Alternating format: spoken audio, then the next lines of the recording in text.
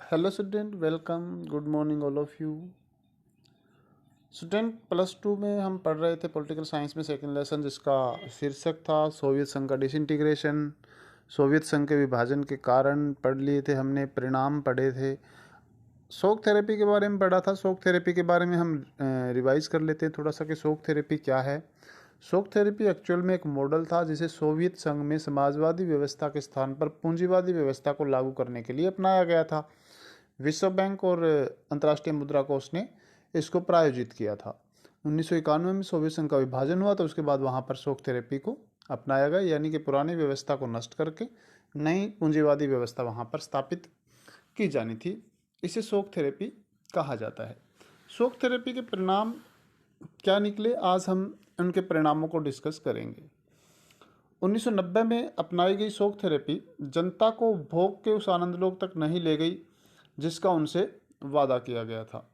यानी कि जो वादा किया गया था वहाँ के लोगों से कि शॉक थेरेपी अपनाए जाने के बाद वहाँ पर विकास होगा और अर्थव्यवस्था विकसित होगी, बनेगी, अच्छी बनेगी, लेकिन वहाँ पर नहीं बन पाई। अमूमन शॉक थेरेपी से पूरे क्षेत्र की अर्थव्यवस्था तहस नहस हो गई। सबसे बड़ा परिणाम क्या आया वहाँ पर? शॉक थेरेपी के बाद उस पूरे क्षेत्र की, कौन से क्षेत्र की? जो सोवियत संघ था, सोवियत संघ की पूरी अर्थव्यवस्था नष्ट हो गई और जनता को बर्बादी की मार झेलनी पड़ी।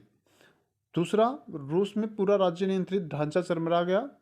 90% उद्योग निजी हाथों को बेच दिए गए। यानी कि वहाँ पर जो रूस में सरकारी उद्योग थे, सब कुछ सरकार के कंट्रोल में था, वो सारा का सारा निजी और प्राइवेट कंपनियों को बेचे गए। इससे वहाँ का औद्योगिक ढांचा नष्ट हुआ। आर्थिक ढांचे का यह पुनर्निर्माण चूंकि सरकार द्वारा निर्देशित औद्योगिक नीति के बजाय सरकार बाजार की ताकतें कर रही थी, इसलिए यह कदम सभी उद्योगों को मटियामेट करने वाला साबित हुआ। आर्थिक ढांचे का पुनर्निर्माण, यानी कि सोवियत संघ में समाजवाद की जगह जो पुनर्निर्माण होना था, उनकी अर्थव्यवस्था को दोबारा से खड़ा करने की बात की गई। वो काम सरकार की बजाय कौन कर रहा था? बाजार की ताकतें, मतलब प्राइवेट कंपनियां कर रही थी। सरकार को करना चाहिए था लेकिन प्राइवेट कंपनियां कर रही थी, क्योंकि अब सोवियत संघ डिसइंटीग्रेट हो गया था और वो वहां पर उसको पूंजीवादी व्यवस्था को लागू करना था। इसलिए ये जो कदम था, सरकार को वहां पर पावर नहीं दे करके प्राइवेट कंपनियों को छूट दी गई, तो उससे सभी उद्योगों को मटियामेट यानी कि नष्ट कर देना, उद्योगों को नष्ट करने वाला साबित हुआ। इसे इतिहास की सबसे बड़ी गराज सेल के नाम से जाना जाता है, क्योंकि महत्वपूर्ण उद्योगों की कीमत कम करके आंकी गई और उन्हें औने पौने दामों में बेच दिया गया। इसे इतिहास की सबसे बड़ी गराज सेल कहा जाता है। गराज सेल यानी कि जो गराज कहते हैं, कोई कबाड़ होता है उसको, और उसकी सेल लगा दी जाती है। तो गराज सेल इतिहास की सबसे बड़ी क्यों? क्योंकि रूस में बहुत ज़्यादा बड़े उद्योग थे, महत्वपूर्ण उद्योग थे, कीमती उद्योग थे। हमने पहले पढ़ा था रूस की ताकत में, यूएसएसआर की, कि वहाँ पर काफ़ी मिनरल, खनिज और कोयला उद्योग बहुत महत्वपूर्ण थे। लो आवश्यक उद्योग, लो इस्पात उद्योग जिसको कहते हैं, तो वो बड़े महत्वपूर्ण उद्योग थे। और इतने बड़े उद्योग थे, उनकी कीमत को बहुत कम करके और प्राइवेट कंपनियों को बेचा गया। हालांकि इस महाबिक्री में भाग लेने के लिए सभी नागरिकों को अधिकार पत्र दिए गए थे। सभी नागरिकों को कहा था कि आप इसमें अपना बेच सकते हैं, अपना खरीद सकते हैं, लेकिन सबके पास ना तो इतना पैसा था, ना इनकी ज़रूरत थी। लेकिन उन लोगों ने क्या किया? अधिकांश नागरिकों ने अपने अधिकार पत्र काले बाजारियों के हाथों बेच दिए। जिसको जितने भी खरीदने की छूट दी गई थी, उन्होंने कहा कि हमें पैसे दे दीजिए और आप उनको खरीद लीजिए। तो उन्होंने काले बाजारियों के हाथों उनको बेच दिया गया था। इसलिए इसको गराज सेल कहा गया कि ये सबसे बड़ी इतिहास की गराज सेल है। रूसी मुद्रा रूबल के मूल्य में नाटकीय ढंग से गिरावट आई। जब रूस डिसइंटीग्रेशन हुआ तो रूस की जो मुद्रा थी रूबल, वो एकदम से अचानक गिर गई। उसकी गिरावट आई काफ़ी मूल्य में। मुद्रास्फीति, मुद्रास्फीति होती है आपकी महंगाई। महंगाई इतनी ज़्यादा बढ़ी कि लोगों की जमा पूंजी जाती रही। लोगों के पास जो जमा पैसे थे वो जाते रहे, क्योंकि एकदम से महंगाई बढ़ गई तो लोगों को उस पर पैसा खर्च करना पड़ा। सामूहिक खेती की प्रणाली को समाप्त किया गया और लोगों को अब खदानों की सुरक्षा मौजूद नहीं रही। सामूहिक रूप से जो लोग खेती करते थे उस प्रणाली को समाप्त कर दिया गया, क्योंकि अब वहाँ पूंजीवाद लागू होना था, प्राइवेट प्रॉपर्टी होनी थी। तो इसलिए सामूहिक खेती की प्रणाली को समाप्त किया गया और खदानों की सुरक्षा नहीं रही, लोगों के पास खाने योग्य अनाज नहीं बचा। रूस को खाद्यान्न का आयात करना शुरू किया और सन 1999 में वास्तविक सकल घरेलू उत्पाद 1989 की तुलना में कहीं नीचे था, और रूस में जो उत्पादन होता था वो 1999 में 1989 की तुलना में कम था। यानी कि 1999 में, जो कि सकल घरेलू उत्पाद हर साल बढ़ता होता है और 10 साल बाद बढ़ना चाहिए था, लेकिन 89 में जो था उससे कम 99 में था। तो इसका मतलब जीडीपी डाउन आ रही थी 1990 के बाद। सोवियत संघ रूस की पुराना व्यापारिक ढांचा तो टूट चुका था, लेकिन इसकी जगह कोई वैकल्पिक व्यवस्था नहीं हो पाई थी। पुराना जो ढांचा था उसे तोड़ दिया गया था, लेकिन कोई वैकल्पिक व्यवस्था वहाँ पर अभी तक नहीं बना पाया था रूस, और इसीलिए वहाँ की अर्थव्यवस्था नष्ट हो गई थी। समाज कल्याण की पुरानी व्यवस्था को भी समाप्त कर दिया गया, कर्म से नष्ट किया गया। सरकारी रियायतों के खात्मे के कारण ज़्यादातर लोग गरीबी में पड़ गए। सरकार जो सुविधाएं देती थी, हमने पढ़ा था रूस में सरकार लोगों को मिनिमम सुविधाएं देती थी, शिक्षा की, स्वास्थ्य की, भोजन की, तो वो नहीं दी गई, वो बंद कर दी गई और उसके कारण लोग गरीब हो गए। मध्य वर्ग समाज के हाशिए पर आ गया और अकादमिक बौद्धिक कामों से जुड़े लोग या तो बिखर गए या बाहर चले गए।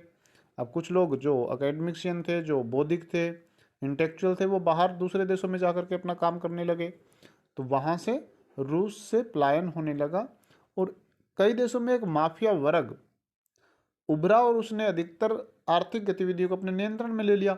माफिया वर्ग का मतलब होता है जो कालाबाजारी करने वाले लोग होते हैं, जो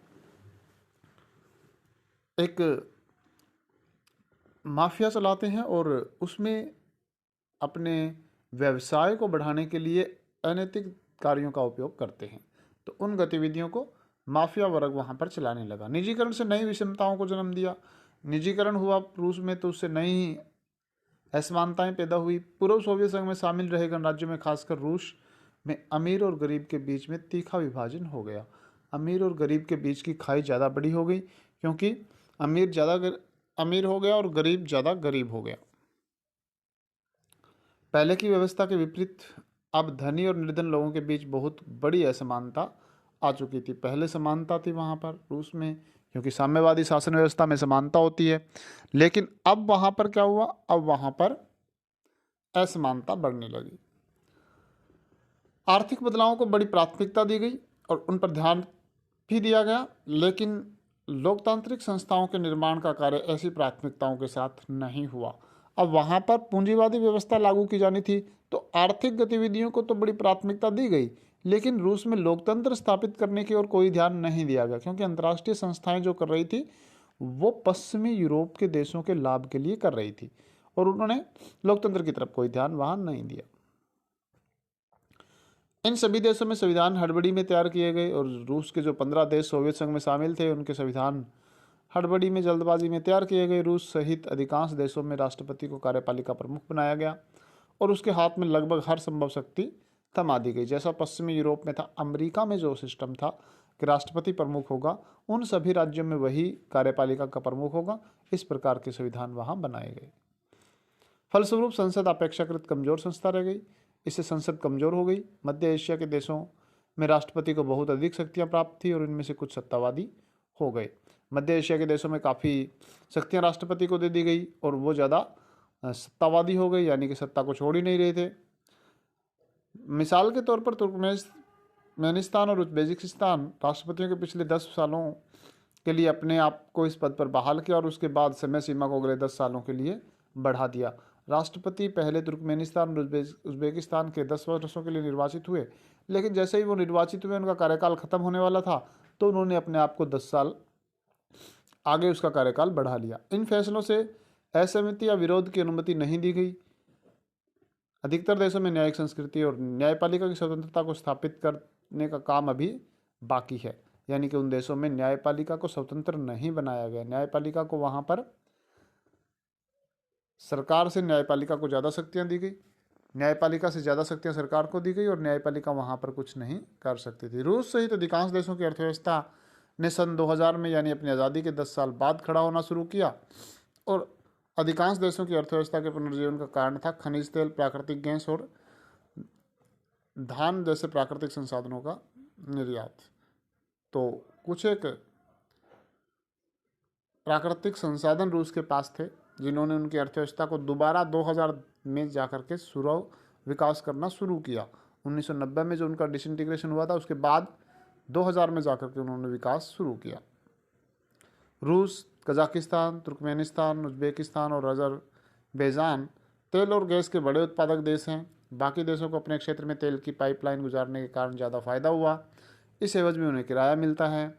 एक हद तक विनिर्माण का कार्य फिर से शुरू हुआ है, यानी कि कुछ विनिर्माण का कार्य वहाँ अब दोबारा शुरू हुआ है, यानी कि तो 10 सालों बाद उन्होंने उस क्षेत्र के देशों ने अपने आप को विकसित करना शुरू किया है और पूरा निर्माण वहाँ हो रहा है। तो ये था आपका शॉक थेरेपी के परिणाम। इसके संघर्ष और तनाव जो इस क्षेत्र में रहा उसके बारे में कल पढ़ेंगे। Thank you for peaceful listening. Have a nice day.